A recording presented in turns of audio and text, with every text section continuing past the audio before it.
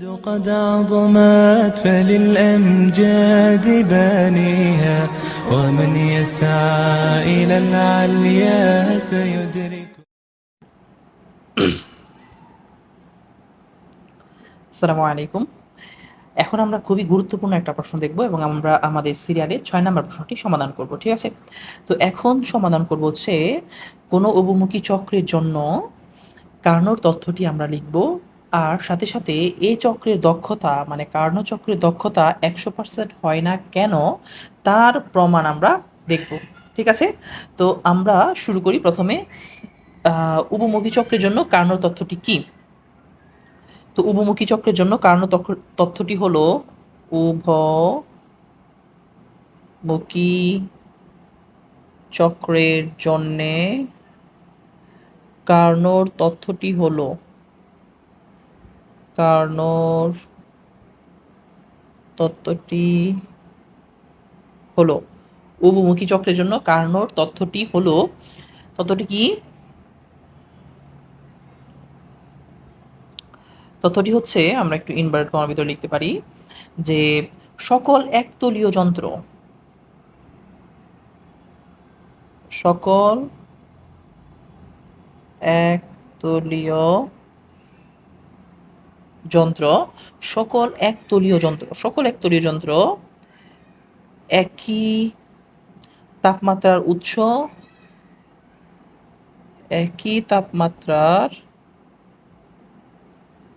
উৎস ও শোষক মানে হচ্ছে তাপগ্রাহক। শোষক মানে কি? তাপগ্রাহক। এক সকল একতলীয় যন্ত্র একই তাপমাত্রার উৎস ও শোষকের মধ্যে উৎস ও শোষকের মধ্যে উভমুখীভাবে কাজ করলে তাদের দক্ষতা একই হবে। সকল একতলীয় যন্ত্র একই তাপমাত্রার উৎস এবং শোষকের মধ্যে একই তাপমাত্রার উৎস এবং শোষকের মধ্যে এক একই তাপমাত্রার উৎস এবং শোষকের মধ্যে উভমুখীভাবে কাজ করলে কিভাবে কাজ করলে? উভমুখীভাবে কাজ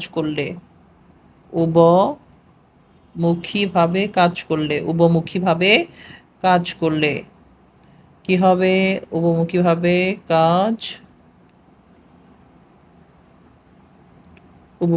কাজ করলে তাদের দক্ষতা একই হবে। তাদের দক্ষতা একই হবে। সকল একতলীয় যন্ত্র একই তাপমাত্রার উৎস এবং শোষকের মধ্যে সকল একতলীয় যন্ত্র যত একতলীয় যন্ত্র আছে সকল একতলীয় যন্ত্র একই তাপমাত্রার উৎস ও শোষকের মধ্যে উভমুখীভাবে কাজ করলে তাদের দক্ষতা একই হবে। ঠিক আছে? আচ্ছা, তো আমরা এখন আসলে ওই কার্নোট চক্রটা নিয়ে একটু আলোচনা করি। তো নিম্নে একটি কার্নোট চক্র বিবেচনা করা হলো। আমরা একটু লিখি, নিম্নে একটি কার্নোট চক্র বিবেচনা করা হলো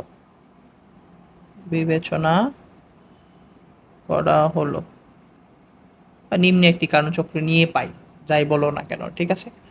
তো আমরা একটা কার্ণচক্র ড্র করি। এই বরাবর আমার একটা অক্ষ থাকবে যেটা হবে আমার পি অক্ষ। এটা কি? এটা হচ্ছে পি। আর এই বরাবর একটা অক্ষ থাকবে যেটাকে আমরা বলবো হচ্ছে এই বরাবর একটা অক্ষ থাকবে যেটাকে আমরা বলবো এই বরাবর হচ্ছে ভি। এই বরাবর কি? ভি। ঠিক আছে? তো আমরা একটু কার্ণচক্রটা আঁকাই।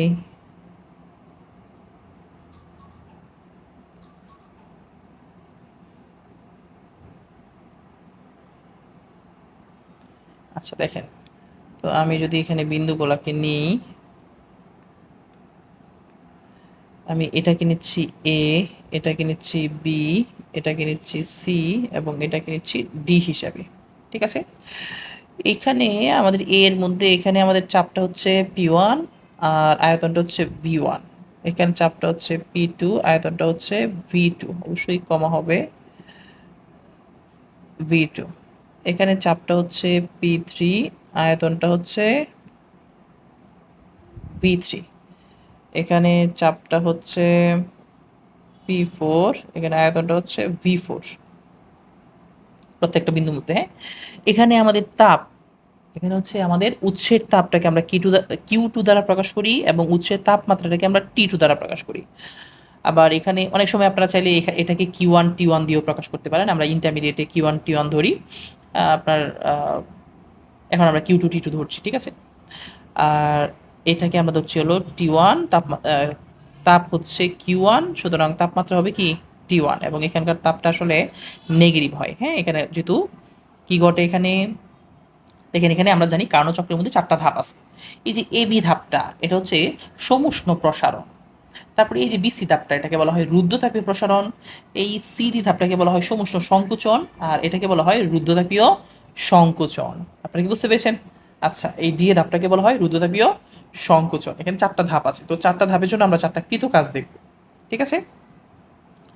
তো প্রথমে আসি এই যে এবি ধাপটা। এবি ধাপটা কি? এবি ধাপটা হচ্ছে রুদ্ধতাপীয়, সমুষ্ণ সংকোচন, সমুষ্ণ বা সমতাপীয় সংকোচন, ভুল বললাম, সমতাপীয় প্রসারণ। এবিটা হচ্ছে কি সমতাপীয় প্রসারণ। তো আমরা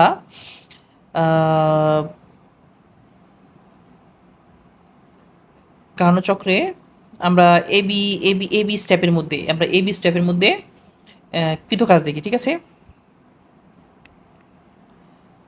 এ থেকে আমরা বলতে পারি যে এ থেকে বি স্টেপের জন্য কৃতকাজ,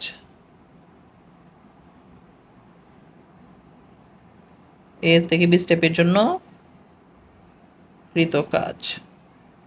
তো এখানে ভাইয়েরা এ থেকে বি স্টেপের জন্য, এ থেকে বি স্টেপ, এটা কি সমুষ্ণ, আমরা একটু লিখে দিই, এটা সমুষ্ণ প্রসারণ। এটা হচ্ছে কি সমুষ্ণ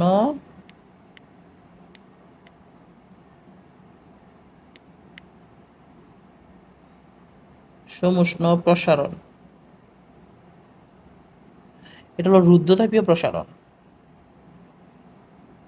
রুদ্ধতাপীয় প্রসারণ। তাহলে এইগুলো খুবই উল্টা, এটা হবে সমুষ্ণ সংকোচন, এটা হবে রুদ্ধতাপীয় সংকোচন, ঠিক আছে। সমুষ্ণ সংকোচন, রুদ্ধতাপীয় সংকোচন, আমি আর লিখলাম না, এখানে জায়গা ঘাটতি হবে। এটা হচ্ছে রুদ্ধতাপীয় সংকোচন, এটা হচ্ছে সমুষ্ণ সংকোচন, জাস্ট বিপরীত হবে আর কি, ঠিক আছে। তো এ বি স্টেপের জন্য কৃত কাজটা কি হবে? এ বি স্টেপটা কি একটা সমুষ্ণ প্রসারণ না? সমুষ্ণ প্রসারণের ক্ষেত্রে কৃত কাজ W1 আমরা জানি, প্রসারণের ক্ষেত্রে, সমুষ্ণ প্রসারণের ক্ষেত্রে বা সমতাপীয় প্রসারণের ক্ষেত্রে কৃত কাজ হচ্ছে, যেহেতু এটা 1 মোলের জন্য, তাহলে আরটি লন শেষ আয়তনটা কি V2, আর এখানে তাপমাত্রা কি T2 লন কি হবে V2/V1। আমি সেটা এখানে লিখি, দেখেন এখানে আমরা কি দেখতে পাচ্ছি, এই সমুষ্ণ প্রসারণের মধ্যে আমরা কৃত কাজটা পাবো হচ্ছে, আর এখানে তাপমাত্রা কত T2, আর লনের মধ্যে উপরে থাকবে শেষ আয়তন কোনটা এখানে V2, আর কি হবে V1, ঠিক আছে। এটা হচ্ছে সমীকরণ 1। তারপর হচ্ছে কি স্টেপ, বিসি স্টেপের জন্য কৃত কাজ।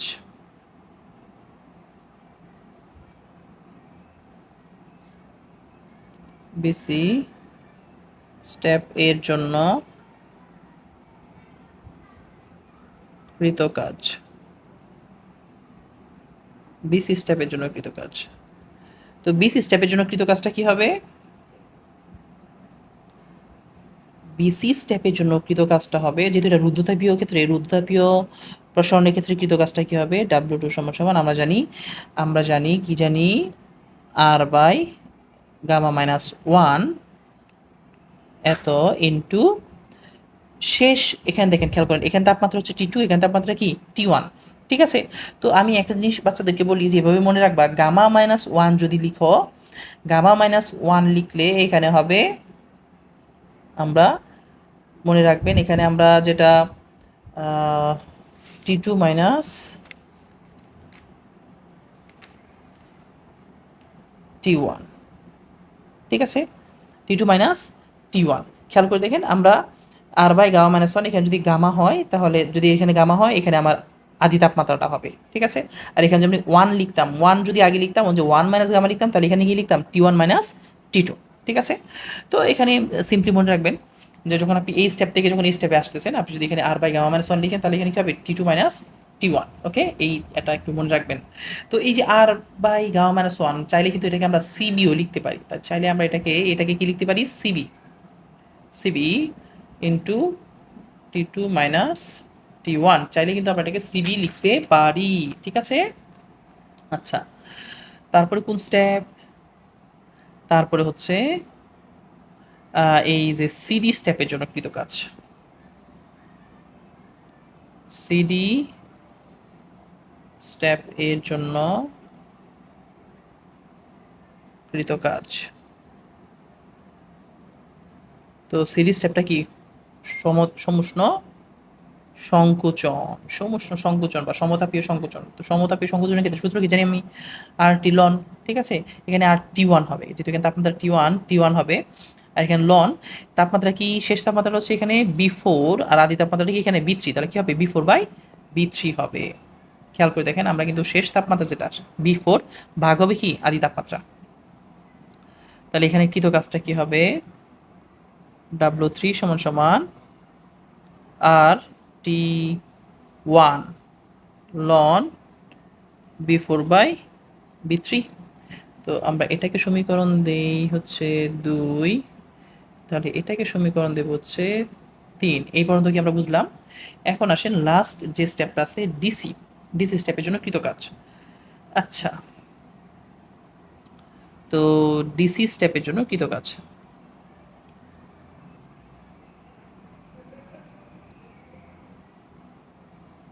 ডিসি স্টেপ এর জন্য কৃতকাজ।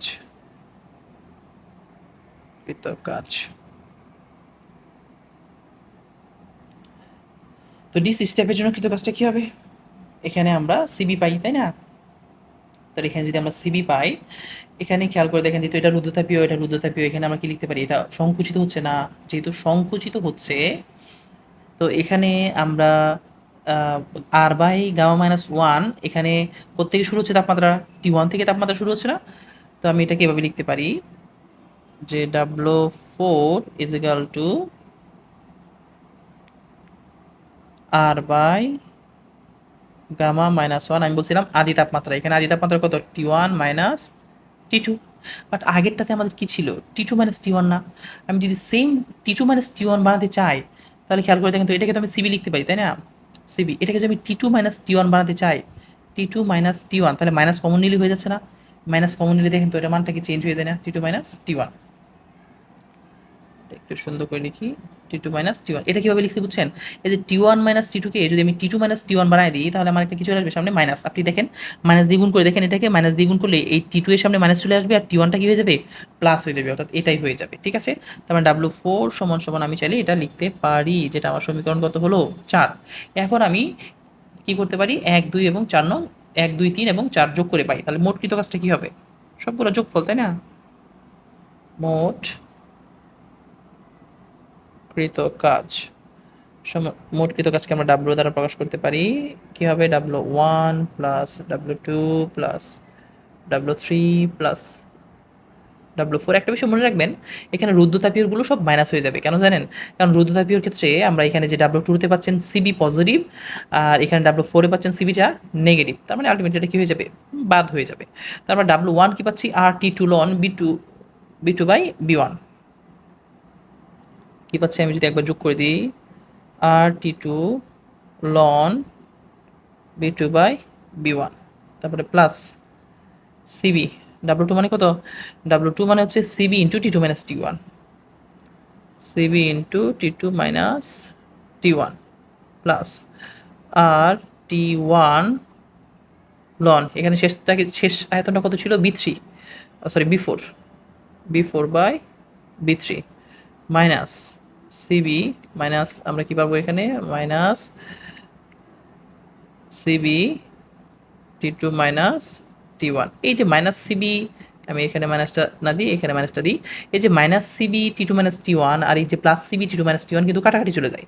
তো আমি চাইলে এটাকে কেটে দিতে পারি। তাহলে আমাদের কি বাকি থাকছে? আমাদের বাকি থাকছে হচ্ছে RT2 loan B2/B1 plus RT1 loan b4/b3।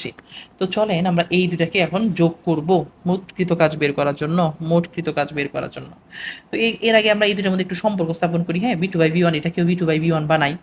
তো এই জন্য আমরা কি জানি, আমরা তো আপনার হচ্ছে গিয়ে আমরা জানি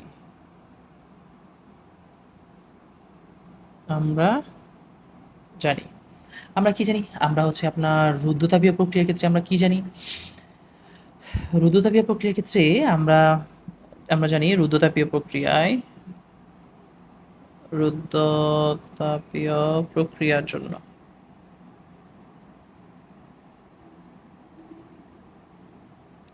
রুদ্ধতাপীয় প্রক্রিয়ার ক্ষেত্রে আমরা কি জানি, T1 B1 তাই না, সমান T2 B2 খেয়াল করে দেখেন এদের সম্পর্কটা কিন্তু সমানুপাতিক সম্পর্ক। সম্পর্কটা কি এদের? সমানুপাতিক সম্পর্ক। তো আমি যদি চাইলে এটাকে এভাবে লিখতে পারি না, এটাকে কি আমি এভাবে লিখতে পারি না, আমরা T1/T2 ইজ ইকাল টু এই টি2কে এই পাশে আনলাম আর এই বি1টাকে তাহলে ওই পাশে নিয়ে যাই, b2/b1 এত টু দি পাওয়ার, দুইটার পাওয়ার যেহেতু গামা-1 আমরা গামা-1 লিখে দিলাম। এটা কি আপনারা বুঝতে পেরেছেন? আচ্ছা, তো যদি আমরা T1/B1 এর জন্য যদি এটা হয়, তাহলে খেয়াল করে দেখেন আমরা এখানে আমরা এটা প্রথমটা ছিল হলো কোন স্টেপের জন্য? প্রথমটা আমরা লিখতে পারি আমাদের যে স্টেপগুলা যে ছিল, খেয়াল করেন আমরা 2টা স্টেপের জন্য 2টা রুদ্ধতাপ, একটা বিসি স্টেপের জন্য বের করব আর একটা ডিএস স্টেপের জন্য বের করব, ঠিক আছে? একটা হচ্ছে বিসি স্টেপের জন্য প্রাথমিক তাপমাত্রা হচ্ছে T2, পরে তাপমাত্রা হচ্ছে কি T1। আবার সেম ভাবে ডিএস স্টেপের জন্য প্রাথমিক তাপমাত্রা T1 আর পরবর্তী তাপমাত্রা হচ্ছে T2। এই ব্যাপারটা কিন্তু একটু মাথায় রাখতে হবে, ঠিক আছে? ওকে, তো আমরা এখানে প্রথমে করব হচ্ছে কোন স্টেপটার জন্য, বি সি স্টেপের জন্যে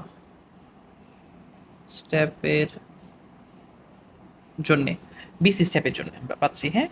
তো বিসি স্টেপের মধ্যে, আচ্ছা এটা এখানে না লিখি আমরা নিচেই লিখি, আমরা তো এটা জানি তাই না? তো সেটা অনুসারে আমরা এখন লিখবো হচ্ছে বিসি স্টেপের জন্য। ও সরি, আমরা তো এটা জানি, ওকে। তো আমরা এখন এখন এই সূত্রটাই আমরা অ্যাপ্লাই করবো কার জন্য? বিসি স্টেপের জন্য।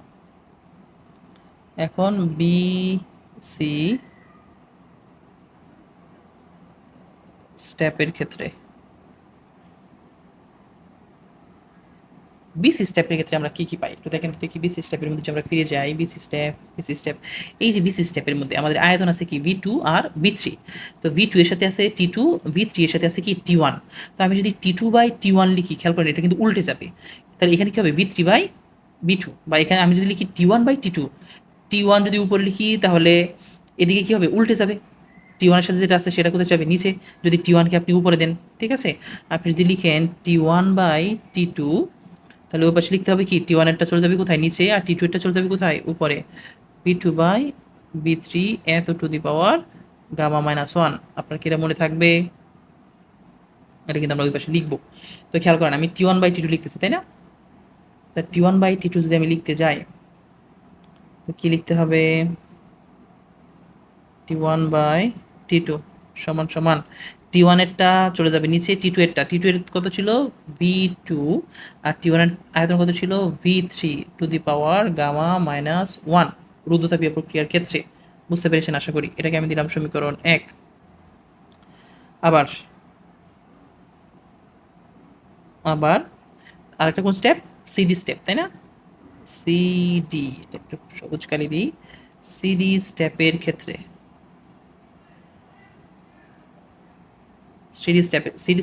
খেয়াল করেন এখানে যেহেতু আমরা T1/T2 বানাইছি, তাহলে ওখানেও T1/T2 বানাই। তো সিডি স্টেপের মধ্যে কি আছে জানেন? এটা হলো T1 এর মধ্যে আয়তন কত? B4। তো আমি যদি এখানে T1/T2 বানাই, তাহলে T1 এর যেটা আছে, T2 এর যেটা আছে, সরি T2 এর যেটা আছে, T2 এর জন্য আয়তন কত আছে? B1। এখানে B1টা চলে যাবে উপরে, আর T1 এর জন্য যে আয়তনটা ছিল B4টা চলে যাবে নিচে। এত টু দি পাওয়ার গামা-1 সূত্রটা হবে, ঠিক আছে? এত টু দি পাওয়ার গামা-1। তাহলে আমি লিখি T1/T2 কি হবে এখানে সূত্রটা? T1/T2 সমান সমান কি লিখেছিলাম? B one by B four এত to the power gamma minus one, তাই তো? B one by B four to the power gamma minus one. হ্যাঁ। আচ্ছা, এখন দেখেন, খেয়াল করেন, আমরা এখানে যে সমীকরণটা দিচ্ছি এটাকে দিচ্ছি আমরা কত নম্বর সমীকরণ? ধরেন 5 নম্বর সমীকরণ। উপরে কি 4 নম্বর পর্যন্ত সমীকরণ ছিল না? 4 নম্বর, হ্যাঁ। আর এটাকে দিচ্ছি আমি 6 নম্বর সমীকরণ। তো খেয়াল করে দেখেন 4 আর 6, 5 আর 6 এর মধ্যে যেহেতু উভয় পক্ষে আমরা T one by T two পাচ্ছি, তাহলে যেহেতু এই দুইটা সেম জিনিস, তাহলে আমরা এটা সমান সমান কি এটা লিখতে পারি না? তো কি লিখতে পারি? 5 ও 6 নং অনুসারে এখানে যেহেতু দুইটা উভয় পাশে এই দুইটা সমান, সুতরাং আমরা কি লিখতে পারি?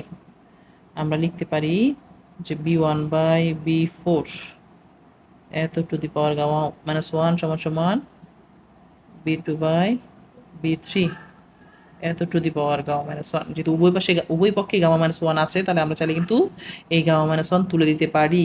তাহলে আমি এখানে কি লিখতে পারি? B one by B four is equal to B two by B three.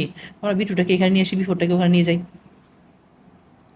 তাহলে আমি কি এটা এভাবে লিখতে পারি না যে B one by B two সমান সমান B four by B three?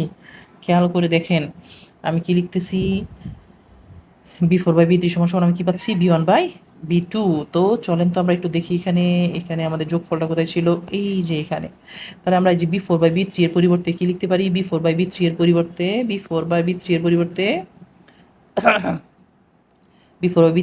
আমরা B one by B two লিখতে পারি, B one by B two লিখতে পারি। তো চলেন লিখে ফেলি আমরা। এখন এটাকে সমীকরণ দিচ্ছি হলো 7, ঠিক আছে? তো আমি বলতে পারি না যে 7 নং সমীকরণের মান কোথায় বসিয়ে পাই? এটা তো কোনো কিছু লিখি নাই, এটাকে একটা সমীকরণ দেওয়া দরকার ছিল। আচ্ছা, এটাকে আমরা 5 নং সমীকরণ দিলাম। তাহলে এটা 6 নং, এটা 7 নং, আর এরপরটা হবে 8 নং। ওকে। আচ্ছা, তাহলে আমরা 5 নংয়ে B four by B three এর মান বসিয়ে পাই। 5 নংয়ে 5 নংয়ে B four by B three এর মান বসিয়ে পাই। B four by B three এর মান বসিয়ে পাই 5 নংয়ে। তো কি পাই এখানে জনাবেরা? দেখেন তো, B four by B three এর মান যদি আমরা এখানে বসাই, B four by B three এর মান কি? B one by B two. Okay. তাহলে আমরা কি পাচ্ছি? আর টি টু। তাহলে আমরা কিন্তু কাজটা কি পাচ্ছি? এটাকে কপি করে নিয়ে আসি একবারে। তাহলে আমরা এখানে কিন্তু কাজটা কি পাচ্ছি? কপি।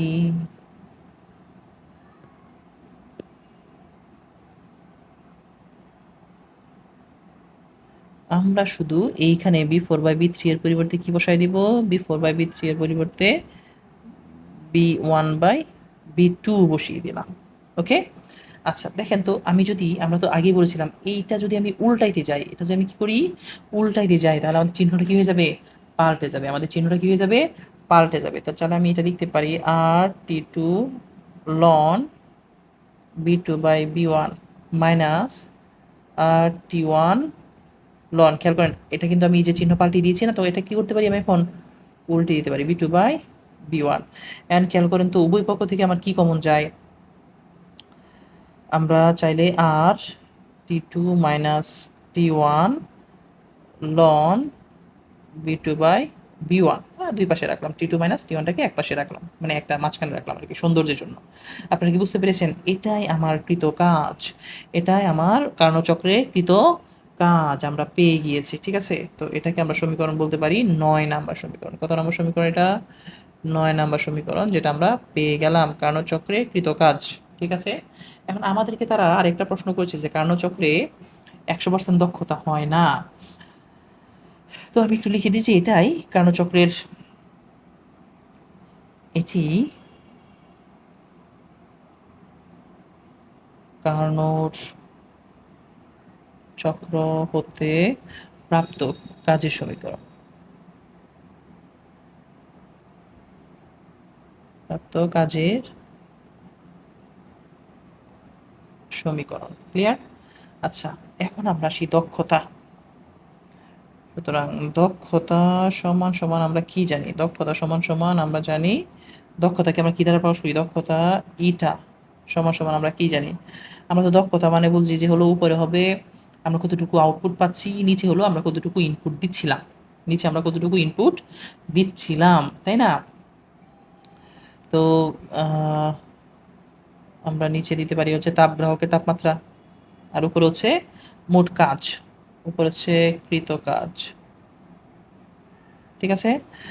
আর এখানে হচ্ছে কি তাপ গ্রাহকের তাপমাত্রা যেটা আমরা ইনপুট দিচ্ছি। তাপ গ্রাহকের তাপমাত্রা। তো কৃত কাজটাকে আমরা প্রকাশ করে থাকি ডাব্লু দ্বারা। আর তাপ গ্রাহকের তাপমাত্রা এখানে তাপ গ্রাহকের তাপ, এখানে তাপ গ্রাহকের তাপ কত? Q2। ঠিক আছে? আচ্ছা, আমরা Q2 সমান সমান কি লিখতে পারি আবার? Q2 সমান সমান আমরা চাইলে এটা লিখতে পারি না? তাপগতিবিদ্যার প্রথম সূত্র অনুসারে Q2 সমান সমান আমরা চাইলে কিন্তু এটা লিখতে পারি ডেল ইউ প্লাস W1। তাহলে আমি চাইলে এটা লিখতে পারি যে W by del U plus W1। এখন আপনারা এখানে দেখেছেন যে এটা হচ্ছে এখানে সমতাপীয় প্রক্রিয়ায় বা সমুষ্ণ প্রক্রিয়ায় ডেল ইউ এর মানটা কি হয়? যেহেতু এখানে কৃত কাজটা সমুষ্ণ প্রক্রিয়ার জন্য রয়ে গিয়েছে, ডেল ইউটা কি হয়? 0 হয়। তাহলে এখানে আমরা আসলে কি পেয়ে যাই? W by W1। ওকে? আচ্ছা, এখন সমুষ্ণ প্রক্রিয়ায় বা কার্যচক্রে মোট কৃত কাজটা আমরা W পেয়েছি। হ্যাঁ? আবার সমুষ্ণ প্রক্রিয়ায় কৃত কাজটা আমরা এখানে বসিয়ে দিতে পারি। W1 টা বসিয়ে দিতে পারি। তাহলে উপরের কৃত কাজটা আমরা কত পেয়েছিলাম? উপরের কৃত কাজটা R বা R টাকে আমরা পরে লিখি। আমরা T2 মাইনাস T1 আর লন কত পেয়েছি এখানে? এখানে আমরা R টাকে পরেই রাখি। T2 মাইনাস T1 টাকে সামনে নিয়ে আসি। তো T2 মাইনাস T1 এখানে কি হবে? R লন B2 ভাগ B1। আর লন B2 ভাগ হচ্ছে কি? B1। আর এখানেও সেম হবে আর T1, খেয়াল করেন W1 কত হবে? আর T2, সরি, আমাদের উৎসের তাপমাত্রা হচ্ছে T2। আর T2 লন, আমাদের W1 এর ক্ষেত্রে কি ছিল? W1 এর ক্ষেত্রে ছিল হলো V2 বাই V1। খেয়াল করে দেখেন এখানে কিন্তু সব কিছু কাটাকাটি চলে যায়, শুধু খালি এখানে T2 থাকে আর এখানে T2 মাইনাস 1 থাকে। তার মানে আমরা ইটা সমান সমান কি পেয়ে যাচ্ছি? উপরে থাকতেছে T2 মাইনাস T1, নিচে থাকতেছে শুধু T2, বাকি সবগুলো কিন্তু কাটাকাটি চলে যায়। তো আমরা দক্ষতাকে যেহেতু পার্সেন্ট দ্বারা প্রকাশ করি, এটাকে আমরা 100 দ্বিগুণ করে দিই। T2 মাইনাস T1 ভাগ T2 ইন্টু কি হবে? 100%। এটাকে আমরা বলতে পারি এটাকে আমরা এই নতুন এটার জন্য অবস্থার জন্য 1 নং সমীকরণ দিলাম। ঠিক আছে? এটা হচ্ছে আমাদের 1 নং সমীকরণ। এখন খেয়াল করেন এইখানে আমি যদি বলি যে আপনার T1 T2 তো হলো উৎসের তাপমাত্রা, হ্যাঁ? আর T1 হলো তাপগ্রাহকের তাপমাত্রা। তাহলে অবশ্যই উৎসের তাপমাত্রাটা কি হবে? গ্রেটার দেন হবে, বেশি হবে, তাই না? যেহেতু উৎসের তাপমাত্রা T2, গ্রাহকের তাপমাত্রা T1, গ্রাহকের তাপমাত্রা অলওয়েজ কি হয়? কম হয়। উৎসের তাপমাত্রা অলওয়েজ কি হয়? বেশি হয়। তাহলে দেখেন তো এই জিনিসটাকে কি আমি এভাবে লিখতে পারি না? যে T2 by T2 minus T1 by T2, clear? কত ইনটু কত? 100%। তো এই জিনিসটাকে আমি এখানে কি লিখতে পারি? 1 মাইনাস T1 বাই T2 কত ইনটু 100%। ওকে? এখন খেয়াল করে দেখেন, যেহেতু T1 টা চাইতে T2 বড়, সুতরাং অবশ্যই কি হবে? T1 ভাগ T2 এটা অবশ্যই 1 এর চাইতে স্মলার দেন 1 হবে। আমার কথা কি বুঝতে পেরেছেন নাকি বুঝতে পারেননি? যেহেতু T1 টা ছোট, T2 টা বড়, ছোট সংখ্যাকে বড় সংখ্যা দিয়ে ভাগ করলে সেটা মানটা অবশ্যই কার সমান হবে? 1 এর চাইতে ছোট হবে। তাহলে এই জিনিসটাকে আমি এখানে একটু কথায় লিখে দিতে পারি। তো একটু আমি এভাবে বলতে পারি যে যেহেতু T2 গ্রেটার দেন T1, যেহেতু T2 গ্রেটার দেন T1, অতএব আমি কি বলতে পারি? যে T1 ভাগ T2 এটা কি হবে? স্মলার দেন 1 হবে। এটা কি হবে? স্মলার দেন 1 হবে। এটা যদি স্মলার দেন 1 হয়, সুতরাং আমি কি বলতে পারি? এটা যদি স্মলার দেন 1 হয়, তাহলে আমি বলতে পারি না যে 1 মাইনাস T1 বাই T2। ঠিক আছে? তাহলে নিঃসন্দেহে এটাও কি হবে, এটাও কি হবে, স্মলার দেন ওয়ান হবে। ওয়ান কিন্তু হবে না, স্মলার দেন ওয়ান হবে। খেয়াল করেন, আপনি ওয়ান থেকে একটা ছোট সংখ্যা বাদ দিচ্ছেন যেটা ওয়ানের চেয়ে কম, অ্যান্ড ওয়ান থেকে একটা ছোট সংখ্যা বাদ দিলে সেটা কি হবে, অবশ্যই অবশ্যই ওয়ানের চাইতে কমই হবে, ওয়ানের চাইতে কমই হবে। সুতরাং এটা ইজিক্যালটা আমি কি লিখতে পারি, এটা এটাতে খেয়াল করে দেখেন তো, এখন আমরা যদি এই শর্তটা যদি এটার মধ্যে বসাই, খেয়াল করেন এটা যদি ওয়ানের চাইতে কম হয়, ওয়ানের চাইতে কম কত হইতে পারে, কারণ পয়েন্ট মানে ওয়ানের চাইতে কম হবে সেটা নিশ্চিত। এখন ওয়ানের চাইতে কমকে যদি আপনি 100 দিয়ে গুণ করেন, সেটা কি আর 100% হবে? সেটা কিন্তু 100% হবে না। ঠিক আছে, ওয়ানের চাইতে ওয়ানের চাইতে ছোট সংখ্যা, সরি, ওয়ানের চাইতে ছোট সংখ্যাকে যদি আপনি 100 দিয়ে গুণ করেন, সুতরাং সেটা কি হবে না, সেটা দক্ষতা 100% হবে না। ঠিক আছে, তো এটা যদি এটা তোমার আপনার স্মলার দেন ওয়ান হয়, তাহলে অবশ্যই এটাও কি হবে, এটাও স্মলার দেন ওয়ান হবে। ঠিক আছে, এটাও কি হবে, স্মলার দেন ওয়ান বলবো না আমরা, এটাকে স্মলার দেন 100% বলবো। তো স্মলার দেন কত পার্সেন্ট, 100% বলবো, কারণ এই ওয়ানকে 100 দিয়ে গুণ করলে 100%ই হয়ে যায়। ওকে, তো আপনি এটাকে 100 দিয়ে গুণ করতে পারেন, 100%। ওকে, তাহলে এটা কি হবে, স্মলার দেন 100%। অতএব আমরা এখানে অতএব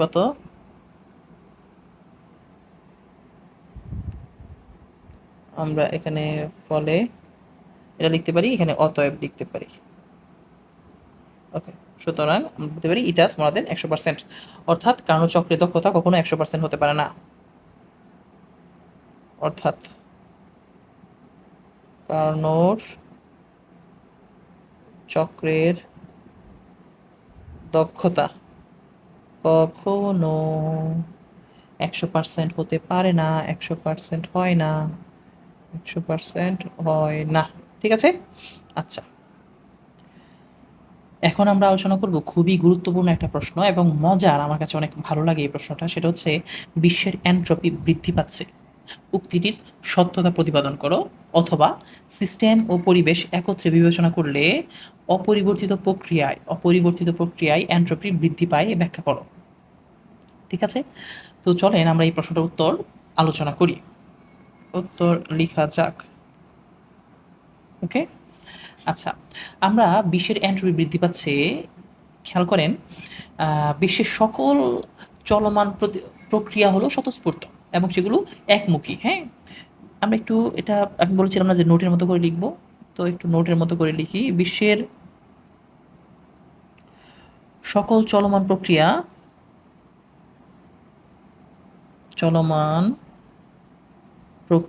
বিশ্বের সকল চলমান প্রক্রিয়া হলো হলো স্বতঃস্ফূর্ত। বিশ্বের সকল চলমান প্রক্রিয়া হলো স্বতঃস্ফূর্ত এবং একাভিমুখী বা একমুখীও বলতে পারেন। হ্যাঁ, একাভিমুখী।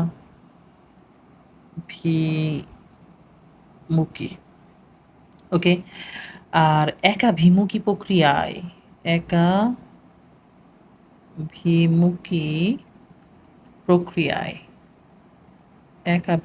প্রক্রিয়ায় কি হয়, একাভিমুখী প্রক্রিয়ায় এনট্রপি বৃদ্ধি পায়। এনট্রপি বৃদ্ধি পায়। আর এনট্রপি বৃদ্ধি পাওয়া মানে কি হওয়া, এনট্রপি বৃদ্ধি পায়, অর্থাৎ আমরা বলতে পারি ডিএস গ্রেটার দেন কি হবে, 0 হবে। ডিএস এর মানটা কার চাইতে বড় হবে, অলওয়েজ এনট্রপির মানটা কি হবে, 0 চাইতে বড় হবে, মানে সে বৃদ্ধি পাবে। ঠিক আছে, তো এখানে একটা বিষয় একটু মাথায় রাখবেন, একাভিমুখী প্রক্রিয়ায় সারাউন্ডিং বা পরিবেশ তাপ হারায়, হ্যাঁ, এবং সিস্টেম তাপ গ্রহণ করে। তো একাভিমুখী প্রক্রিয়ায় পরিবেশ তাপ হারালেও সিস্টেম তা উপমুখী প্রক্রিয়ায় গ্রহণ করে। ঠিক আছে, এটা একটু মনে রাখবেন,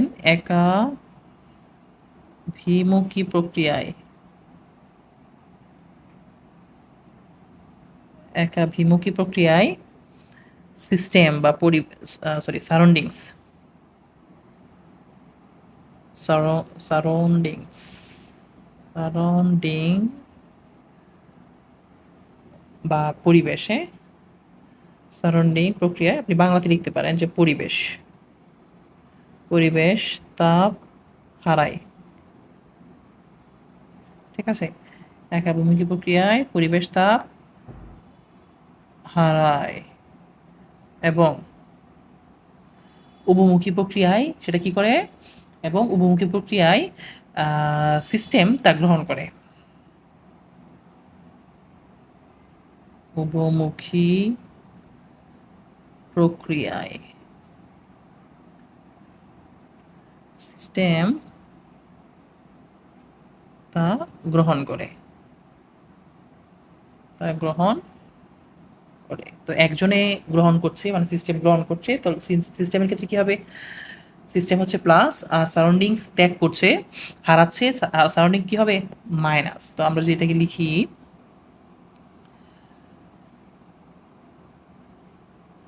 তো সুতরাং সিস্টেমের এন্ট্রপি পরিবর্তন, সিস্টেম এর এন্ট্রপির পরিবর্তন, এন্ট্রপির পরিবর্তন কি হবে? সিস্টেমের এন্ট্রপির পরিবর্তন, সিস্টেমের এন্ট্রপি পরিবর্তন কি হবে? আমরা ডিএস এন্ট্রপি বোঝাই, সেখানে আমরা একটু সিস্টেম কথাটা লিখে দিই। সিস্টেম এটা হচ্ছে সিস্টেমের এন্ট্রপি সমান সমান কি হবে? আমরা এন্ট্রপি সমান সমান কি জানি? DQ by T, DQ by T. তো যেহেতু এটা সিস্টেমটা হচ্ছে কি, সিস্টেম অলওয়েজ রিভার্সিবল হয়, সুতরাং সিস্টেমটা কি হবে? রিভার্সিবল। ওকে। আর সারাউন্ডিং এর এন্ট্রপি পরিবর্তন কি হবে? এটাকে আমরা সমীকরণ 1 দিলাম। আর সারাউন্ডিং বা পরিবেশের এন্ট্রপি পরিবর্তন, আচ্ছা সারাউন্ডিং, আর ও ইউ এন, সারাউন্ডিং, সারাউন্ডিং এর এন্ট্রপি পরিবর্তন, এন্ট্রপি পরিবর্তন। সারাউন্ডিং এর এন্ট্রপি পরিবর্তন কি হবে? আমরা বলতে পারি যে ডিএস সারাউন্ডিং, সারাউন্ডিং সমান সমান কি হবে? ডিকিউ, ডিকিউ বাই টি। আর এর প্রক্রিয়াটা কি? সারাউন্ডিংটা কি একাভিমুখী প্রক্রিয়া বা ইরিভার্সিবল প্রক্রিয়া, এই রিভার্সিবল প্রক্রিয়া। ঠিক আছে, এটাকে আমরা দিচ্ছি সমীকরণ 2। ওকে। আচ্ছা, এখন তাহলে মোট এন্ট্রপির পরিবর্তনটা কি হবে? মোট এন্ট্রপির পরিবর্তনটা কি হবে? দুইটা যোগফল, মোট এন্ট্রপির পরিবর্তন,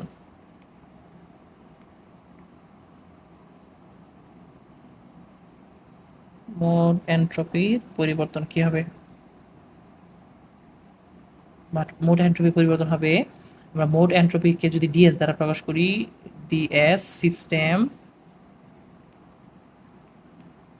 DS system plus DS surrounding, DS surrounding. Okay. আচ্ছা, তো আমরা ডিএস সমান সমান কি লিখতে পারি? ডিএস সমান সমান লিখতে পারি ডিএস সিস্টেম কি? ডিএস সিস্টেম এটা হচ্ছে কি? রিভার্সিবল প্রক্রিয়া, তাই না? তো এটা হচ্ছে রিভার্সিবল প্রক্রিয়া প্লাস, আচ্ছা এখানে একটা বিষয় আমি লিখতে ভুলে গিয়েছিলাম, সিস্টেমেরটা কিন্তু অলওয়েজ, সিস্টেমটা কি করে? সিস্টেম হচ্ছে আপনার তাপ গ্রহণ করে, আর সারাউন্ডিং কি করে? তাপ ত্যাগ করে। সুতরাং এর ক্ষেত্রে প্লাস, এর ক্ষেত্রে কি হবে? মাইনাস হবে। তো আমরা যখন যোগ করব তখন এই সারাউন্ডিং এরটা কি? মাইনাস, মাইনাস ডিকিউ ইরিভার্সিবল ভাগ হচ্ছে কি? টি। এই পর্যন্ত কি আপনারা বুঝতে পেরেছেন? আচ্ছা, তো আমরা ডিএস সমান সমান কি পেয়েছি? DQ reversible by T, DQ irreversible by T. আমরা তো জানি ডিএস সমান সমান কি? DQ by T. ঠিক আছে, তো এখান থেকে আমরা বাকি সূত্রগুলো লিখে ফেললাম। তো এখন না এই সম্পর্ক থেকে আমরা প্রত্যেকটা ডিকিউ বের করব আপনার হচ্ছে তাপগতিবিদ্যার প্রথম সূত্র থেকে। এটারও ডিকিউ বের করবো, এটারও ডিকিউ বের করবো কোথা থেকে? তাপগতিবিদ্যার, সরি ডিকিউ বের করবো না, আমরা এদের সাথে কাজের একটা সম্পর্ক জানি, তাই না? আমরা জানি যে উপমুখী প্রক্রিয়াকৃত কাজ, আমরা জানি, আমরা কি জানি? আমরা জানি উপমুখী প্রক্রিয়াকৃত কাজটা কি? যে আমরা জানি উভমুখী প্রক্রিয়ায় কৃত কাজের, প্রক্রিয়ায় উভমুখী প্রক্রিয়ায় কৃত কাজ একাভিমুখী বা একমুখী প্রক্রিয়াকৃত কাজ থেকে বেশি হয়। একাভিমুখী একাভিমুখী প্রক্রিয়া অপেক্ষা বেশি হয়, এটা কিন্তু আমরা আগেও প্রমাণ করেছি, তাই না? একাভিমুখী প্রক্রিয়া অপেক্ষা বেশি হয়, অপেক্ষা বেশি হয়। ওকে, তার মানে আমরা এখানে কি বলতে পারি? আমরা এখানে বলতে পারি, অর্থাৎ আমরা এখান থেকে কি বলতে পারি? আমরা বলতে পারি ডাব্লু অফ রিভার্সিবল, ঠিক আছে, উভমুখী প্রক্রিয়াকৃত কাজ বেশি হবে কার চাইতে? ডাব্লু অফ রিভার্সিবল, একমুখী প্রক্রিয়াকৃত কাজের চাইতে উভমুখী প্রক্রিয়াকৃত কাজটা কি হবে? বেশি হবে, ঠিক আছে। তো এখন আমরা তাপগতিবিদ্যার প্রথম সূত্র থেকে আপনার রিভার্সিবল প্রক্রিয়ার জন্য ডাব্লু বের করব এবং ইরিভার্সিবল প্রক্রিয়ার জন্য ডাব্লু বের করব। আমরা জানি তাপগতিবিদ্যার প্রথম সূত্র থেকে আমরা কি জানি? তাপগতিবিদ্যার প্রথম সূত্র অনুসারে, প্রথম সূত্রানুসারে আমরা কি জানি? আমরা জানি d q is equal to d U plus d W, ঠিক আছে, বা আমরা এখানে ডাব্লু বলতে পারি, ডাব্লু ডি কিউ সমান ডি ইউ প্লাস ডাব্লু। এখন আমরা এখানে এই সূত্রটাকে ইউজ করে আমরা দুইটার জন্যই বের করবো, তাই না?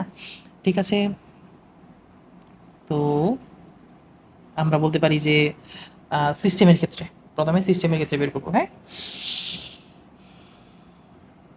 বা আমরা বলতে পারি রিভার্সিবল প্রক্রিয়ার ক্ষেত্রে, উপমুখী প্রক্রিয়ার ক্ষেত্রে।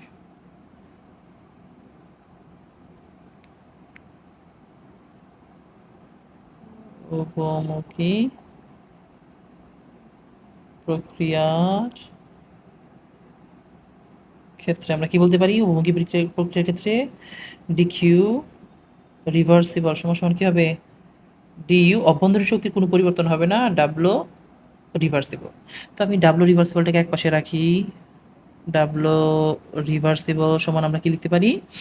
আমরা লিখতে পারি হচ্ছে এটাকে তাহলে এই পাশে নিয়ে আসলে কি হবে? মাইনাস হয়ে যাবে, অর্থাৎ ডিকিউ রিভার্সিবল মাইনাস ডিইউ, এটাকে আমরা দিলাম সমীকরণ 1। আগে কি আমরা সমীকরণ দিয়েছিলাম? যেটাকে দিলাম আমরা সমীকরণ 3। আবার উভমুখী প্রক্রিয়ার ক্ষেত্রে আর একাভিমুখী প্রক্রিয়ার ক্ষেত্রে, একাভিমুখী প্রক্রিয়ার ক্ষেত্রে, একাভিমুখী প্রক্রিয়ার ক্ষেত্রে, একাভিমুখী প্রক্রিয়ার ক্ষেত্রে আমরা কি পাই? ডি কিউ ই রিভার্সিবল সমান সমান ডি ইউ প্লাস ডাব্লু ই রিভার্সিবল। আমরা ডাব্লু ই রিভার্সিবলটা বের করবো, ডাব্লু ই রিভার্সিবল সমান সমান কি হবে? ডিকিউ ই রিভার্সিবল মাইনাস ডিইউ, এটাকে আমরা দিচ্ছি সমীকরণ 4, ঠিক আছে। এখন আমরা তো এখানে ধরেছিলাম না, এখানে একটা, এটাকে আমরা একটা সমীকরণ দিই, এটাকে 3 নাম্বার সমীকরণ দিই, ঠিক আছে, এটাকে 4 নাম্বার সমীকরণ দিই, আর এটাকে 5 নাম্বার সমীকরণ দিই। তাহলে খেয়াল করে দেখেন, তাহলে 4 নাম্বার সমীকরণ অনুযায়ী আমরা এই দুইটার মান বসিয়ে দিই, পাই না? সুতরাং 4 নাম্বার সমীকরণ থেকে আমরা কি পাই? আমরা 4 নাম্বার সমীকরণ থেকে 4 নং সমীকরণ থেকে পাই, সমীকরণ অনুসারে আমরা কি লিখতে পারি? 4 নং সমীকরণ অনুসারে আমরা কি লিখতে পারি? আমাদের ডাব্লু রিভার্সিবলটা ডাব্লু ই রিভার্সিবল চাইতে বেশি না, অর্থাৎ 4 নং সমীকরণের মধ্যে আমাদের কি বলা আছে? W reversible greater than W ই রিভার্সিবল। আমরা জানি যে উভমুখী প্রক্রিয়াকৃত কাজ একাভিমুখী প্রক্রিয়াকৃত কাজ থেকে বেশি হয়, সুতরাং আমরা কি লিখতে পারি? আমরা এটা সমান কি লিখতে পারি? অর্থাৎ এদের মানগুলো যদি আমরা বসিয়ে দিই, অর্থাৎ আমরা লিখতে পারি, অথবা আমরা লিখতে পারি না যে d q reversible minus d U greater than d q irreversible minus d U. তো উভয় পক্ষ থেকে আমাদের কি উঠে যাবে? আমাদের ডিইউ উঠে যাবে। তো ডিইউ যদি উঠে যায় তাহলে আমরা কি লিখতে পারি? আমরা লিখতে পারি DQ reversible greater than d q irreversible, ঠিক আছে। এটা যদি আমরা এই পাশে নিয়ে আসি তাহলে কি হয়ে যাবে? মাইনাস হয়ে যাবে না?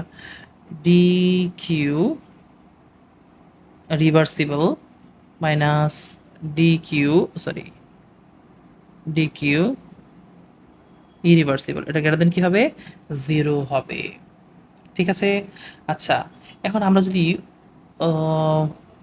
আচ্ছা, এটাকে এই লাইনটা করার আগে আমরা একটু টাইম দিয়ে সরি, তাপমাত্রা দিয়ে ভাগ করে এদেরকে ডিএস বানায় নিই, তাহলে সুবিধা হবে, হ্যাঁ?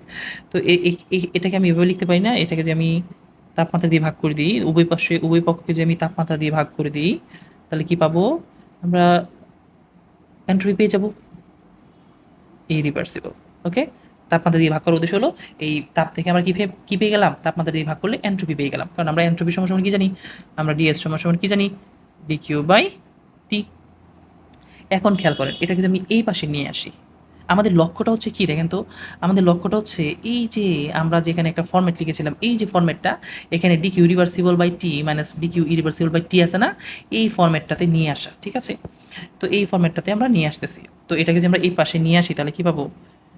ডিকিউ রিভার্সিবল ভাগ টি মাইনাস ডিকিউ ডিকিউ ইরিভার্সিবল ভাগ টি, এটা গ্রেটার দেন কি হবে? 1 হবে। সরি, এটা যদি এই পাশ থেকে এই পাশে চলে আসে তাহলে 0 হবে। গ্রেটার দেন কি হবে? এটা 0 হবে। অর্থাৎ এইটার মানটা অবশ্যই 0 সাথে কি হবে? বড় হবে। তো সেম এই কাহিনীটা, অর্থাৎ এটাকে যদি আমি একটা সমীকরণ দিই, এটাকে আমি লাস্ট সমীকরণটা কত ছিল? লাস্ট 5, এটা 6 নং সমীকরণ দিলাম। এটা 6 নং সমীকরণ। তো এই যে 6 নং সমীকরণের মানটা এটা, এবং আমরা এখানে এটাকে কোন সমীকরণ দিয়েছিলাম? না, এটা একটা ভুল ছিল। এটাকে একটা সমীকরণ দেওয়া দরকার ছিল, তাই না? এটাকে আমি 3 নং সমীকরণ দিচ্ছি, এটাকে আমি 4 নং সমীকরণ দিচ্ছি, এটাকে 5 নং, তাহলে এটা কি হবে? 6 নং, এটাকে 5 নং। ওকে? তো এখন দেখেন, এটা কি হবে? 7 নং। এখন আমরা এই যে এখানে একটা সমীকরণ আছে না আমাদের? এই সমীকরণটা কত? এটা। এটার দিকে তাকান। এই সমীকরণটা, তাহলে এখানে যদি আমি ওই মানটা বসাই, খেয়াল করেন এদের যে বিয়োগফলটা, এদের বিয়োগফলটা যদি 0 এর চাইতে বড় হয়, তাহলে ডিএসটাও কি হবে? 0 এর চাইতে বড় হবে না? এদের বিয়োগফলটা যদি 0 এর চাইতে বড় হয়, তাহলে অবশ্যই ডিএসটাও কি হবে? 0 এর চাইতে বড় হবে। তার মানে সমীকরণ 3 আর সমীকরণ 7 থেকে আমরা কি বলতে পারি? সমীকরণ 3 ও 7 থেকে পাই। 7 থেকে কি পাই? যেহেতু এটা গ্রেটার দেন 0, তার মানে আমরা কি বলতে পারি? আমরা বলতে পারি ডিএস গ্রেটার দেন 0। অর্থাৎ বিশ্বের তথা একাভিমুখী প্রক্রিয়া এন্ট্রপি কি পায়? বৃদ্ধি পায়। তো আমরা এখান থেকে বলতে পারি বিশ্বের তাপমাত্রা বা বিশ্বের এন্ট্রপি বৃদ্ধি পায়। বিশ্বের এন্ট্রপি এন্ট্রপি কি পাচ্ছে? বৃদ্ধি পায়। বিশ্বের এন্ট্রপি বৃদ্ধি পায়। ক্লিয়ার? আচ্ছা, তো আমরা খুবই সিম্পল, আমি একটু আবার এটাকে রিপিট করে দিচ্ছি। আমরা কিভাবে প্রমাণটা করেছি সেটা একটু দেখাচ্ছি। তো প্রথমত আমরা তো জানি যে আমাদের আহ, একাভিমুখী প্রক্রিয়ায় সারাউন্ডিংস কি করে বা পরিবেশ কি করে? তাপ হারায়, হ্যাঁ? আর উপভোগী প্রক্রিয়ায় সিস্টেম কি করে? সেটা গ্রহণ করে। যেহেতু সারাউন্ডিংস বা পরিবেশ তাপটা হারায়, সুতরাং সে হবে মাইনাস, তার এন্ট্রপিটা হবে মাইনাস। আর সিস্টেমের এন্ট্রপিটা হবে প্লাস। তার মানে আমরা এন্ট্রপি যদি দেখি, সিস্টেমের এন্ট্রপি কি হবে? সিস্টেমের এন্ট্রপি হবে প্লাস ডিকিউ, এবং সিস্টেম হচ্ছে উপমুখী প্রক্রিয়া, তো রিভার্সিবল, ডিকিউ রিভার্সিবল বাই টি। আর সারাউন্ডিংটা কি হবে? মাইনাস ডিকিউ ইরিভার্সিবল বাই টি।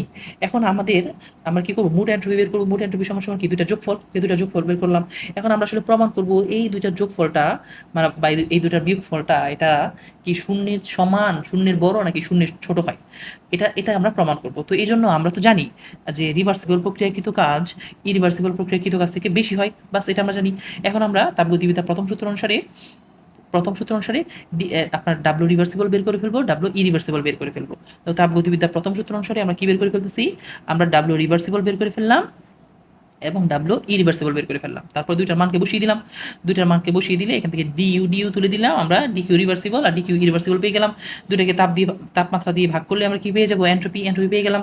তারপর আমরা যদি এটাকে এপাশে নিয়ে আসি তাহলে সেটা কি হয়ে যাবে? যেহেতু এটা গ্রেটার দেন আছে, গ্রেটার দেন কি হয়ে যাবে? 0 হয়ে যাবে। তার মানে এদের বিয়োগফলটা গ্রেটার দেন 0। এদের বিয়োগফলটা যদি গ্রেটার দেন 0 হয়, তাহলে 3 নং এবং 7 নং সমীকরণ অনুসারে আমরা বলতে পারি যে ডিএসটাও কি হবে? গ্রেটার দেন 0 হবে, অর্থাৎ বিশ্বের এন্ট্রপি বৃদ্ধি পায় বা বৃদ্ধি পাচ্ছে। ওকে? তো এই ছিল হচ্ছে আমাদের কত নম্বর প্রশ্নের উত্তর? এটা ছিল হচ্ছে আমাদের 7 নম্বর প্রশ্নের উত্তর। তো এখন আমরা দেখব হচ্ছে 8 নাম্বার প্রশ্নের উত্তর। ঠিক আছে, আমাদের আর 2টা প্রশ্ন বাকি আছে, 8 এবং 9। তো চলুন আমরা এই 8 এবং 9 কেও শেষ করে ফেলি। ওকে, এখন আমরা তাপগতিবিদ্যার দ্বিতীয় সূত্রটি দেখব এবং সেটার ব্যাখ্যা দেখব। ঠিক আছে, আচ্ছা। তো তাপগতিবিদ্যার দ্বিতীয় সূত্রটি হচ্ছে, আমরা এখানে কয়েকটা সূত্র লিখেছি, আপনারা সবগুলো সূত্রকে মুখস্থ করে ফেলবেন। হ্যাঁ, এটা কিন্তু খুব ইম্পর্টেন্ট। এটা প্রায় 11তে আসছিল, 13তে আসছিল, সুতরাং এবার আসার খুব সম্ভাবনা আছে। ওকে, তাপগতিবিদ্যার দ্বিতীয় সূত্রটি বিবৃতি করতে বলবে এবং সেটা ব্যাখ্যা করতে বলবে। তো কার্নোর বিবৃতি, আমরা এখানে 4 জনের বিবৃতি পাবো তাপগতিবিদ্যার দ্বিতীয় সূত্র নিয়ে। তো 4 জনের বিবৃতিগুলাই আমরা একটু দেখে নিই। কার্নোর বিবৃতি হচ্ছে, কোনো নির্দিষ্ট পরিমাণ তাপ শক্তিকে সম্পূর্ণরূপে যান্ত্রিক শক্তিতে রূপান্তরে সক্ষম এমন যন্ত্র নির্মাণ সম্ভব নয়। অর্থাৎ কোনো যন্ত্রই একটা নির্দিষ্ট পরিমাণ তাপ শক্তির সম্পূর্ণটাকে যান্ত্রিক শক্তিতে রূপান্তরিত করতে পারে না। অবশ্যই কিছু না কিছু অপচয় হবে, অর্থাৎ কর্মদক্ষতা 100% হবে না। ঠিক আছে, প্লাঙ্কের বিবৃতি হচ্ছে, এমন কোনো ইঞ্জিন তৈরি করা সম্ভব নয় যেটা কোনো বস্তু থেকে তাপ গ্রহণ করে অবিরামভাবে কাজে পরিণত করবে, অথচ পরিবেশের কোনো পরিবর্তন হবে না। এরকম কোনো ইঞ্জিন তৈরি করা সম্ভব নয়। আমরা বেশি মনে রাখবো হচ্ছে এই ক্লাসিয়াসেরটা এবং ক্যালভিনেরটা। ঠিক আছে, অথবা এই প্লাঙ্কের বিবৃতি এবং ক্লাসিয়াসের বিবৃতি। ঠিক আছে, প্লাঙ্কের বিবৃতিটা হচ্ছে কি, এমন কোনো ইঞ্জিন তৈরি করা সম্ভব নয় যেটা কোনো বস্তু থেকে তাপ গ্রহণ করে অবিরামভাবে কাজে পরিণত করবে, অথচ পরিবেশের কোনো পরিবর্তন হবে না। এরকম কোনো যন্ত্র আবিষ্কার করা সম্ভব নয়। ক্লাসিয়াসের বিবৃতিটা কি, বাইরের শক্তির সাহায্য ছাড়া কোনো স্বয়ংক্রিয় যন্ত্রের পক্ষে নিম্ন তাপমাত্রার বস্তু থেকে উচ্চ তাপমাত্রার বস্তুতে তাপের স্থানান্তর করা সম্ভব নয়। বাইরের শক্তির সাহায্য ছাড়া কোনো স্বয়ংক্রিয় যন্ত্রের পক্ষে নিম্ন তাপমাত্রার বস্তু থেকে উচ্চ তাপমাত্রার বস্তুতে তাপের স্থানান্তর করা সম্ভব নয়। অর্থাৎ আপনি নিম্ন তাপমাত্রার বস্তু থেকে উচ্চ তাপমাত্রার বস্তুতে তাপের স্থানান্তর করতে পারবেন কেবলমাত্র যদি বাইরের শক্তির সাহায্য গ্রহণ করেন। ক্যালভিনের বিবৃতি, কোনো বস্তুকে এর পরিপার্শ্বের শীতলতম অংশ হতে অধিকতর শীতল করে শক্তির অবিরাম সরবরাহ পাওয়া সম্ভব নয়। কোনো বস্তুকে এর পরিপার্শ্বের শীতলতম অংশ হতে অধিকতর শীতল করে শক্তির অবিরাম সরবরাহ পাওয়া সম্ভব নয়। ঠিক আছে, এগুলো একটু মুখস্থ করে ফেলবেন। ভাষাগুলো আসলে তেমন মজার না, এই জন্য আপনারা যে কোনো দুটিকে খুব সুন্দর করে মুখস্থ করে রাখবেন। তো আমরা এখানে একটু ব্যাখ্যা দিয়েছি। আসলে ব্যাখ্যার মূল কথা হচ্ছে, ব্যাখ্যাটা অবশ্যই পড়ে শোনাবো যেন আপনারা নোট করতে পারেন এবং বুঝিয়ে দেবো। ব্যাখ্যাটার মূল কথা হচ্ছে যে, স্বাভাবিক প্রকৃতিতে যে নিয়ম, সেই নিয়মের বাইরে ঘটতে গেলে আপনাকে যান্ত্রিক শক্তির ইউজ করতে হবে, সেটা স্বাভাবিকভাবে সম্ভব নয়। যেমন আপনি আমি এখানে উদাহরণ দিয়েছি অবশ্য, পরে আমি এখান থেকে পড়ে শোনাবো। যেমন একটা বরফকে যদি আপনি বাইরে পরিবেশে রেখে দেন, তাহলে বরফটা পরিবেশ থেকে, সাধারণত বরফ গলতে শক্তির প্রয়োজন হচ্ছে 3,36,000 জুল। তো বরফটা পরিবেশ থেকে শক্তি শোষণ করে পানিতে পরিণত হয়ে যাবে। ঠিক আছে, কিন্তু আপনি যদি 1 কেজি পানি বাইরে রেখে দেন, সেটা কিন্তু পরিবেশে 3,36,000 জুল শক্তি ছেড়ে দিয়ে বরফে পরিণত হবে না। ঠিক আছে, তো যেটা প্রকৃতির নিয়মে ঘটে যে আপনার হচ্ছে গিয়ে উচ্চ তাপমাত্রা থেকে নিম্ন তাপমাত্রাতে সহজে প্রবাহিত হবে, উচ্চ তাপমাত্রা থেকে নিম্ন তাপমাত্রার দিকে তাপমাত্রা প্রবাহিত হবে। কিন্তু নিম্ন তাপমাত্রা থেকে আপনি যদি উচ্চ তাপমাত্রা প্রবাহিত করতে চান, তাহলে শক্তির প্রবাহ দিতে হবে। সেমভাবে মানে যেটা উচ্চ ঘনত্বের স্থান থেকে স্বাভাবিকভাবে নিম্ন ঘনত্বের স্থানের দিকে প্রবাহ সম্পন্ন হয়। ঠিক আছে, এরকম উচ্চ বিভব থেকে নিম্ন বিভবের দিকে যায়। আপনি উল্টাটা করতে গেলেই যান্ত্রিক শক্তির ব্যবহার করতে হবে। ঠিক আছে, এটা হচ্ছে সারমর্ম। তো আমরা এখান থেকে একটু পড়ে শোনাই। তাপগতিবিদ্যার প্রথম সূত্র থেকে আমরা জানি যে, একটি বস্তু বা সিস্টেম যতটা তাপ হারাবে, অপর সিস্টেম ঠিক সেই পরিমাণ তাপ গ্রহণ করবে। এটা আমরা জানি, কারণ শক্তির ধ্বংস বা সৃষ্টি হয় না, শুধু এক রূপ থেকে আরেক রূপে রূপান্তরিত হয়। তো সুতরাং একটা যতটুকু ত্যাগ করবে, আরেকটা ঠিক ততটুকু গ্রহণ করবে। কিন্তু সেই তাপ কোন সিস্টেম পাবে বা হারাবে, তা প্রথম সূত্র থেকে জানা যায় না। তাপের প্রবাহের দিক জানতে হলে সিস্টেম দুটির তাপমাত্রা জানা একান্ত প্রয়োজন। তাপ সর্বদা উচ্চতর তাপমাত্রার বস্তু থেকে নিম্নতর তাপমাত্রার বস্তুর দিকে স্বাভাবিকভাবে প্রবাহিত হয়। এর বিপরীত কখনো স্বতঃস্ফূর্তভাবে হবে না। ঠান্ডা কোনো সিস্টেম থেকে তাপ আপনা আপনি বেরিয়ে গিয়ে অপর একটি উষ্ণ সিস্টেমে প্রবেশ করবে না। উষ্ণ সিস্টেম থেকে ঠান্ডা সিস্টেমে সহজে প্রবাহিত হবে, কিন্তু স্বাভাবিকভাবে স্বতঃস্ফূর্তভাবে প্রবাহিত হবে, কিন্তু ঠান্ডা থেকে উষ্ণতে স্বতঃস্ফূর্তভাবে প্রবাহিত হবে না। কোনো নিম্নতর তাপমাত্রা থেকে তাপ বের করে আনতে হলে যান্ত্রিক শক্তির ব্যয় করতে হয়। ঠিক আছে, এটার একটা উদাহরণ আমি দিয়েছি এখানে, যে 1 কেজি ভরের এক টুকরো বরফ বাইরে রেখে দিলে পরিবেশ থেকে 3,36,000 জুল তাপ শক্তি বরফে এসে বরফকে পানিতে পরিণত করবে, অর্থাৎ বরফ 3,36,000 জুল তাপশক্তি গ্রহণ করে সেটাকে পানিতে পরিণত করবে। এখানে বরফ যে পরিমাণ তাপশক্তি পাবে পরিবেশ ঠিক সেই পরিমাণ তাপশক্তি হারাবে। কিন্তু 1 কেজি পানি যদি আমরা বাইরে রেখে দিই তাহলে ওই পানি আপনা আপনি 3,36,000 জুল তাপশক্তি পরিবেশে প্রদান করে বরফে পরিণত হবে না। ঠিক আছে, এর জন্য যান্ত্রিক শক্তি ব্যবহার করতে হবে যেন পানি 3,36,000 জুল তাপশক্তি ব্যয় করে বরফে পরিণত হয়। ঠিক আছে, এই ছিল হচ্ছে তাপগতিবিদ্যার দ্বিতীয় সূত্র এবং তার ব্যাখ্যা। তো এখন আমরা আসলে লাস্ট নাম্বার অর্থাৎ আমাদের 9 নাম্বার প্রশ্নটা দেখব এবং সেটার উত্তর আপনাদেরকে দেখাবো আমি। সেটা হচ্ছে হ্যাসের সূত্র। তো এটা খেয়াল করেন, আমরা হ্যাসের সূত্র বর্ণনা আমার 9 নম্বর প্রশ্নটাতে আছে, যেটা নিবন্ধন 17 সালে এসেছিল, 17তম নিবন্ধনে এসেছিল। হ্যাসের সূত্র বর্ণনা করুন এবং ব্যাখ্যা করুন। ঠিক আছে, আমরা হ্যাসের সূত্রটি বর্ণনা করব এবং সেটার ব্যাখ্যা করব। তো চলুন আগে আমরা হ্যাসের সূত্রটি লিখে নিই। হ্যাসের সূত্রতে কি বলা আছে? হ্যাসের সূত্র, হ্যাসের সূত্রতে কি বলা আছে? যদি বিক্রিয়ার যদি বিক্রিয়ার যদি বিক্রিয়ার প্রারম্ভিক বা আমরা বলতে পারি প্রাথমিক, হ্যাঁ, বা প্রাথমিক, যদি বিক্রিয়ার প্রাথমিক ও শেষ অবস্থা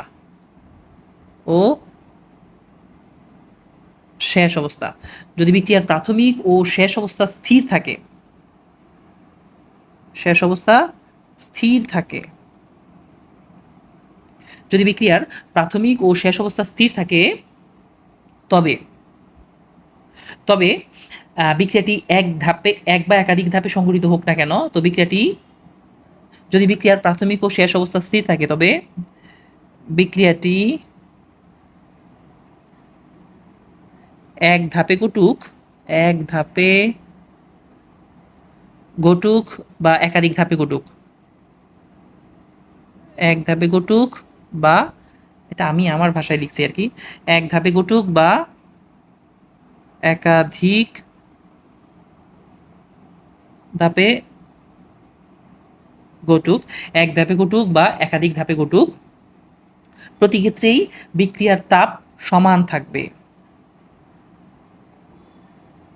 প্রতি ক্ষেত্রেই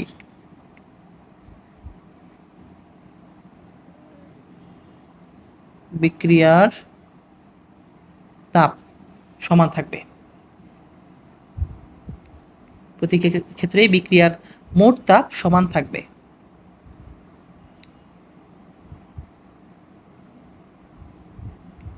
বা আমরা বলতে পারি বিক্রিয়া তাপ সমান থাকবে। ঠিক আছে, প্রতি ক্ষেত্রেই বিক্রিয়ার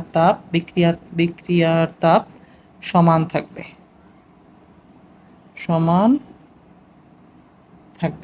যদি বিক্রিয়ার প্রাথমিক ও শেষ অবস্থা স্থির থাকে তবে বিক্রিয়াটি এক ধাপে ঘটুক বা একাধিক ধাপে ঘটুক না কেন, প্রতি ক্ষেত্রেই বিক্রিয়ার তাপ সমান থাকবে। ঠিক আছে, আপনারা আপনাদের ভাষায় লিখে নিয়ে। তো আমি একটা এক্সাম্পল দিচ্ছি। হ্যাঁ, ব্যাখ্যা, আমি যদি একটা ব্যাখ্যাতে যাই, যে আমরা 1 নম্বরে বললাম যে একটা বস্তু, আমি একটা চিত্রের মাধ্যমে দেখাই। ধরেন একটা বস্তু এ থেকে সরাসরি ডিতে যাচ্ছে, তো তখন সে ডেল এইচ পরিমাণ তাপ উৎপন্ন করে, ডেল এইচ 1 পরিমাণ তাপ উৎপন্ন করে। তো বস্তুটা যদি আপনার এ থেকে ডিতে সরাসরি না গিয়ে এ থেকে যদি আপনার বিতে যাইতো, ঠিক আছে, অথবা এরপর বি থেকে যদি সিতে যাইতো, তারপর সি থেকে যদি আপনার ডিতে যাইতো, খেয়াল করেন, ধরেন এখানে ডেল এইচ 2 পরিমাণ তাপ লাগে থেকে ডিতে হইতে বি হইতে, আবার বি থেকে সি হইতে ডেল এইচ 3 পরিমাণ তাপ লাগে। এটাকে আমরা ধরলাম ডেল এইচ, এটা ডেল এইচ 1, ডেল এইচ 2, এখানে ধরেন ডেল এইচ 3 পরিমাণ তাপ লাগে। ঠিক আছে, তো যদি এরকম হয় যে এ থেকে বি, বি থেকে সি, সি থেকে ডিতে যায়, তো এখানে যে পরিমাণ তাপ উৎপন্ন হবে এ থেকে যদি সরাসরি ডিতে যায় তাহলে সমান পরিমাণ তাপ উৎপন্ন হবে। তাহলে আমরা এখানে হ্যাসের সূত্র অনুসারে কি লিখতে পারি? হ্যাসের সূত্রানুসারে খেয়াল করে দেখেন, এখানে বিক্রিয়াটি এক ধাপে ঘটেছে, এখানে বিক্রিয়াটি একাধিক ধাপে ঘটেছে। কারণ বিক্রিয়াটি এক ধাপে ঘটুক বা একাধিক ধাপে ঘটুক না কেন, সকল ক্ষেত্রে মোট তাপের পরিমাণ সমান থাকবে। বিক্রিয়ার মোট তাপের পরিমাণ, এখানে আমরা মোট তাপ লিখবো, হ্যাঁ, বিক্রিয়ার মোট তাপ সমান থাকবে, ঠিক আছে। তাহলে হ্যাসের সূত্র অনুসারে আমরা কি লিখতে পারি, ডেল এইচ সমান সমান কি হবে, del H one plus del H two plus del H three. আপনারা কি বুঝতে পেরেছেন? আচ্ছা, একটা উদাহরণ দেওয়া যাক, উদাহরণ দেওয়া যাক।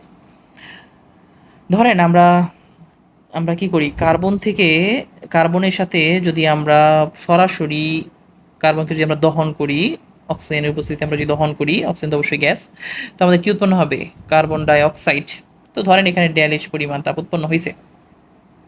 এখন আমরা যদি এরকম সরাসরি না করে কার্বনকে যদি প্রথমে মানে আংশিক আমরা দহন করতাম, হাফ অক্সিজেন, ঠিক আছে, তখন এখানে আমার ধরেন তাপ উৎপন্ন হইল ডেল এইচ ওয়ান। তো কি উৎপন্ন হবে, কার্বন মনোক্সাইড। এরপর কার্বন মনোক্সাইডকে আবার আমরা যদি দহন করি, আবারও হাফ অক্সিজেনের উপস্থিতি দহন করি, তখন আমার উৎপন্ন হবে কি, কার্বন ডাইঅক্সাইড, এবং এখানে আমার তাপটা হবে ডেল এইচ টু। তাহলে হ্যাসের সূত্র অনুসারে আমরা কি পাবো, হ্যাসের সূত্র অনুসারে আমরা পাবো হচ্ছে, আমরা দেখি তাহলে কি পাই, ঠিক আছে। তো আমরা এখানে পাবো হচ্ছে হ্যাসের সূত্র অনুসারে কি পাবো, আমরা এটা এটা একটু পরে হিসাবটা করে লিখছি। তো খেয়াল করে দেখেন আমাদের, আচ্ছা আমি তাপটা লিখিয়ে দিই একবারে। এখানে আমরা মোট তাপ পাবো হচ্ছে, মোট তাপ বের হবে হচ্ছে মাইনাস যে পরিমাণ তাপ লাগবে সেটা হচ্ছে 393 কিলো জুল পার মোল। এটাকে একটু উপরে লিখি। তো আমার এখানে ডেল এইচ লাগবে হচ্ছে, ডেল এইচ হবে হচ্ছে -393.5 এত কিলো জুল পার মোল। যখন আমি সরাসরি কার্বন থেকে কোথায় যাচ্ছি, কার্বন ডাইঅক্সাইডে, কার্বনকে দহন করে যদি সরাসরি আমি একটা ধাপেই কার্বন ডাইঅক্সাইড উৎপন্ন করি, তখন আমার এই পরিমাণ তাপ শক্তি নির্গত হচ্ছে। এখন যদি আমি কার্বন থেকে কার্বন মনোক্সাইডে যাই, তখন আমার ডেল এইচ ওয়ান পরিমাণ তাপ শক্তি নির্গত হয়, এবং ডেল এইচ ওয়ানের মানটা হচ্ছে -110.54 এত কিলো জুল পার মোল, ঠিক আছে। আচ্ছা, এরপর আবার যখন আমরা কার্বন মনোক্সাইড থেকে কার্বন ডাইঅক্সাইড করব, তখন আমার তাপ উৎপন্ন হবে হচ্ছে, এটা উৎপন্ন হবে হচ্ছে -282.96 কিলো জুল, ঠিক আছে। এটা একটু মুখস্থ করে রাখবেন, এখানে 393.5 মনে রাখবেন, আর এখানে যে কোনো একটা মনে রাখবেন, আর একটা বিয়োগ করে বের করে ফেলবেন, ঠিক আছে। তো এটা হচ্ছে -110.5, এটা হচ্ছে এটা আমরা দেখেন তো বিয়োগ করে আমরা কীভাবে মনে রাখবো, 283 এটাকে বানায় ফেলি, হ্যাঁ, এখানে যদি 54, এখানে 96, ঠিক আছে। তো একটু বিয়োগ করে বের করে ফেলবেন। তো এটা একটা মনে রাখবেন, এটা হচ্ছে 110.54, এটা হচ্ছে 393.5, ঠিক আছে। তা এটা অটো বের করে ফেলতে পারবেন। তাহলে এখানে আমরা কি পাই, এখানে আমরা পাই হচ্ছে হ্যাসের সূত্র অনুসারে ডেল এইচ সমান সমান কি পাবো, del H one plus del H two, ঠিক আছে। তো এটা আমরা একটু যদি আবার বিস্তারিত লিখে দিই আপনাদেরকে, যে এক নাম্বারে কি কাহিনী করতেছে এখানে, এখানে হচ্ছে কার্বন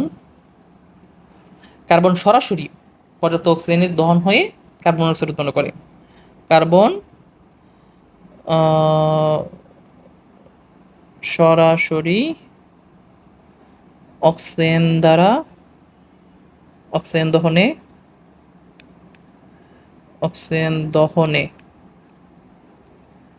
অক্সিজেন দ্বারা দাহ্য হয়ে বা অক্সিজেন দহনে কি উৎপন্ন করে, কার্বন ডাইঅক্সাইড উৎপন্ন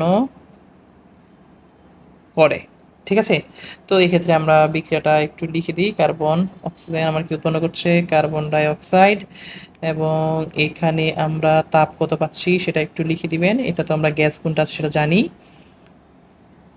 এখানে আমাদের ডেল এইচ হচ্ছে কত, -393.5 kilo joule, 5 kilo joule per mole, ঠিক আছে। আর দুই নাম্বার কি হচ্ছে, দুই নাম্বার হাতে কার্বন অপর্যাপ্ত পরিমাণ অক্সিজেন দ্বারা, কার্বন অপর্যাপ্ত, এখানে আমরা পর্যাপ্ত কথাটা দিব, হ্যাঁ, একটু এটাকে জায়গা ফাঁকা করে দিই। কার্বন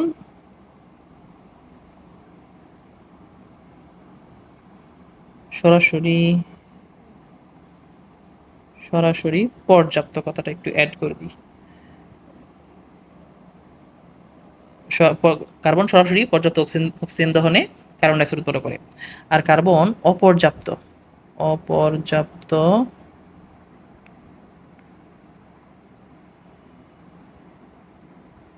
অপর্যাপ্ত অক্সিজেন দহনে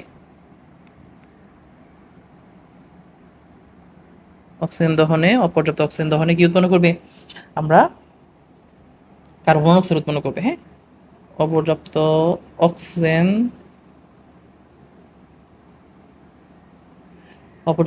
দহনে কি উৎপন্ন করবে? কার্বন মনোক্সাইড উৎপন্ন করবে। কার্বন মনোক্সাইডটা তো গ্যাস, আমরা জানি সবগুলো গ্যাস উৎপন্ন করে। ঠিক আছে, তারপর কার্বন মনোক্সাইড অতঃপর কার্বন মনোক্সাইড আবার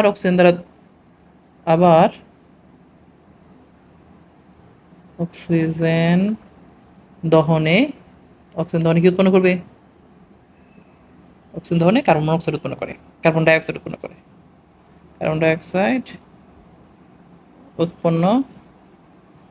তাহলে এখানে আমরা দুইটা বিক্রিয়া লিখে দিব। প্রথমটা হচ্ছে কার্বন অপর্যাপ্ত পরিমাণ অক্সিজেন দ্বারা দাহ্য হয়ে কি উৎপন্ন করবে? কার্বন মনোক্সাইড উৎপন্ন করবে, এবং তখন আমার তাপমাত্রা উৎপন্ন হবে ΔH1 সমান আমরা পাবো হচ্ছে -110.54 এত কিলোজুল পার মোল। এরপর কি করবে? এই কার্বন মনোক্সাইডটা আবারও অক্সিজেন দহনে কি উৎপন্ন করবে? কার্বন ডাইঅক্সাইড উৎপন্ন করবে, এবং তাপ উৎপন্ন করবে কত? ΔH2 সমান আমরা পেয়েছিলাম 283, তাই না? 282.96, ওটা একটু বিয়োগ করে বের করে ফেলবেন। 282.96 এত কিলোজুল পার মোল। ঠিক আছে, আচ্ছা, তার মানে এখান থেকে আমরা কি পাচ্ছি? হ্যাসের সূত্র অনুসারে আমরা কি লিখতে পারি তাহলে? ΔH সমান ΔH1 প্লাস ΔH2। এখানে ছিল হচ্ছে আমার -293.5 কিলোজুল পার মোল। আর ওখানে কত হচ্ছে? এই উদাহরণটাকে একটু মুখস্থ করে রাখবেন, কেমন? আর এখানে কত হচ্ছে? এখানে হচ্ছে 100 -110.54 অত প্লাস না তো মাইনাস হচ্ছে 282.96 এত কিলোজুল পার মোল। ঠিক আছে, তো উভয় ক্ষেত্রেই আমরা বলতে পারি যে অতএব উভয় ক্ষেত্রেই বিক্রিয়া তাপ একই পাওয়া যায়। অর্থাৎ উভয় ক্ষেত্রেই বিক্রিয়া তাপ একই পাওয়া যায়।